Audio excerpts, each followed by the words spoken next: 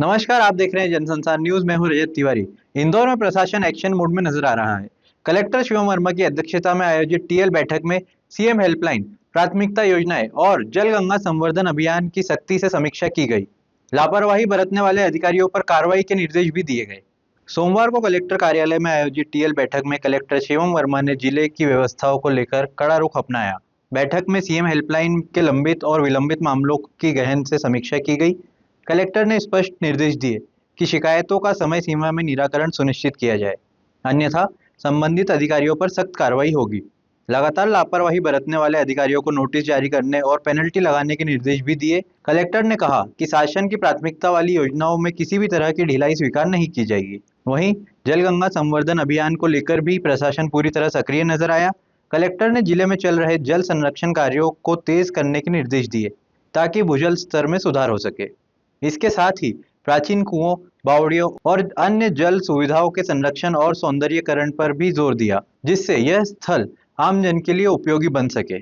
देखिए टीएल में माननीय मुख्यमंत्री जी के जो निर्देश हैं, जो प्रायोरिटी के शासन के जो योजनाएं कार्य हैं उनकी समीक्षा की जाती है और उस पर लगातार समीक्षा करके हम लोग प्रयास करते हैं कि उसमें प्रगति हमारी अच्छी रहे और जो भी इसमें लापरवाही रहती है उस पर हम लोग कार्रवाई भी करते हैं। तो इन्हीं क्रम में सीएम हेल्पलाइन के विषयों में भी जो सीएम हेल्पलाइन में कुछ हम चयनित केसेस भी निकालते हैं जिसमें अत्यधिक विलंब हुआ होता है, तो उसमें संबंधित लोगों पे कार्रवाई करते हैं। तो आज भी ऐसी कुछ कार्रवाई, कुछ नोटिस, कुछ पेनल्टी संबंधित अधिकारियों पे करी गई जिनके द्वारा लापरवाही लगातार की जा रही थी।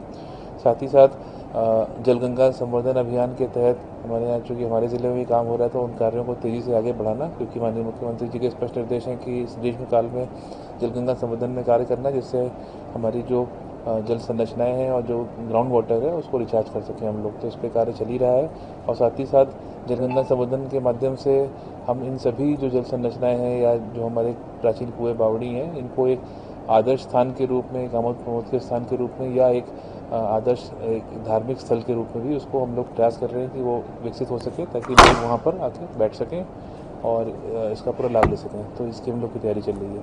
नहीं, देखिए हम लगातार जो हमारी पेयजल से संबंधित शिकायतें होती हैं उनको प्रायोरिटी पर लेते हैं, चाहे वो ग्रामीण हो या नगरीय हो, तो उस पर लगातार समीक्षा की जाती है। अभी भी जो शिकायतें हैं उनकी हम लगातार समीक्षा करते हैं कि कहीं पर पेयजल का अगर शिकायतें आती हैं तो उनका समय सीमा में निराकरण हो और यदि कोई गंभीर बात है तो उसको तत्काल संज्ञान में लाकर उसमें हम लोग कार्रवाई कर सकें। तो वो लगातार मॉनिटर में रहती है।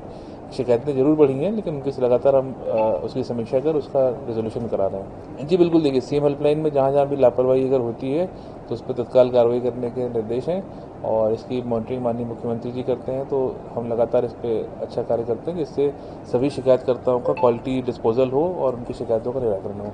जनसंसार न्यूज इंदौर।